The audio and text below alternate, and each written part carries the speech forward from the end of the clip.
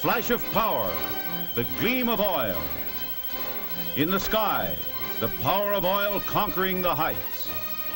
On the sea, the might of petroleum pulsing in great engines of the liners that traverse the deep. On land, oil feeds the fiery furnace or drives the diesel engines along far-flung rails of steel. And on the open road, well, you know what makes your auto run.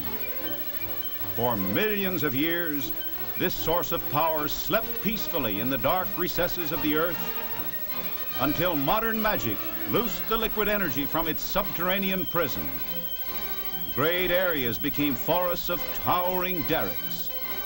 And here's how the petroleum forest grows. A cellar is dug, and a rotary table to turn the drilling stem and the bit is set in place. Round and round the rotary goes, drilling deep down to oil. A steam engine drives the drilling mechanism. They're inserting a length of pipe, lengthening out the stem for deeper drilling. A new joint is waiting. Oil field workers are called drillers, roughnecks, roustabouts, rope chokers. The oil field treats our ears to odd and colorful names. Now the drilling stem has been lengthened, then round and round once more. Down through layers of sandstone, shale, limestone, down to astonishing depths. This well 5,000 feet. Some 10,000, 2 miles into the earth. And then, after weeks of drilling, fighting against natural obstacles, the drill at last reaches the oil sand, porous rock, which holds the oil much as a sponge holds water. Next, the casing is lowered to the bottom of the hole and cemented in position. Then drilled through the oil sand, and a screen is installed at the base of the casing. The screen extends down into the oil sand. The oil flows through the screen, up through the small pipe tubing to the surface. So they've struck oil, and now the well must be cleaned of the mixture of drill mud and oil. Some wells flow of their own pressure. Others must be pumped, need power. The power is transmitted to groups of wells, the ever-swaying rocker arm, the rhythm of pumping, the unceasing heartbeat of the oil fields. A 24-well hookup is the height of oil field power. Pumping black magic from 24 drillings in the earth, all at the same time, out of the ground. The oil is cleaned of natural gas or water, which is combined with it. Next, the petroleum starts on its way through a great network of pipelines. There are powerful pumping stations every 40 or 50 miles to keep it moving along the lines. The lines of pipe, alive with racing oil, run through forests and over plains to these silver discs. They're storage tanks where the oil rests briefly before it rides the waves in giant tankers. And they're masterpieces of shipbuilding, those tankers of steel. The largest navigate the sea at 15 knots and carry 5.5 million gallons of oil. The voyage of oil to the refineries. The refinery with its modern structures, technological towers, minarets of science, docks, office buildings, pageant of industry. Day after day, there is an endless flow of oil as the tankers discharge their liquid cargo. Unloading oil is a vast operation of piping through huge hoses.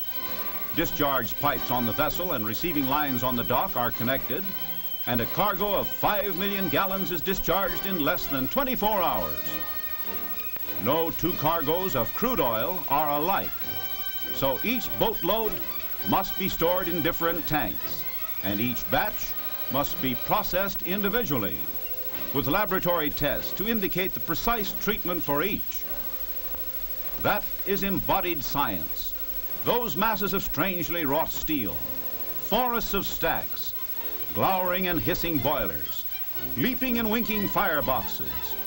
Intense heat, the flames roar in the furnace, yet the oil flows so fast the heat does not scorch it. And scientists wrest from the crude petroleum its tremendous power in the form of gasoline and other fuel oils. And that's done in these towers called fractionating towers. They divide crude oil into the lighter and heavier parts. Those of different boiling points liquefy at different levels in the towers. Some lighter than gasoline liquefy at the top. Heavier parts liquefy further down. At the bottom are the heavy fuel oils, or the raw materials from which lubricating oils are made. When increasing use of motor cars pyramided the demand for gasoline to extraordinary heights, scientists were called upon to devise new methods. How could a greater proportion of gasoline be extracted from the crude oil than that obtained from the fractionating tower alone? To meet this challenge, the scientists turned to products other than gasoline which are drawn from the crude, studied their molecules, and found a way to change them, to turn them into gasoline. The result was cracking. Let's look at a diagram of a cracking plant. Here we see how one part of petroleum that is not gasoline is converted into gasoline. Called gas oil, it is pumped through a pipe into a cracking furnace, heated to over 900 degrees under tremendous pressure. And the individual particles, molecules, are broken into smaller molecules, just as coal is broken under a hammer. If we could see one of those molecules, it would look something like this. The hotter the molecule gets, the faster it wiggles, until finally it wiggles so fast it flies apart. The pieces shoot around at great speeds. They eventually find partners and form new and smaller molecules that look something like this. These smaller molecules are now no longer gas oil, but are gasoline of high-powered, knockless quality. Some of the gas oil molecules do not fly apart and must be separated from the gasoline. This is done in the bubble tower. Here the big molecules, which are not gasoline, are held back and come out at the bottom as a liquid. The gasoline goes up the tower as a vapor, comes out at the top, and is condensed into liquid gasoline. Gasoline that gives more power to you. Experiment is the key to it all, and this is the experimental laboratory. In the making of powerful motor fuel, the control of temperatures is of extreme importance, and it is measured to an accuracy of 1/100th part of 1 degree.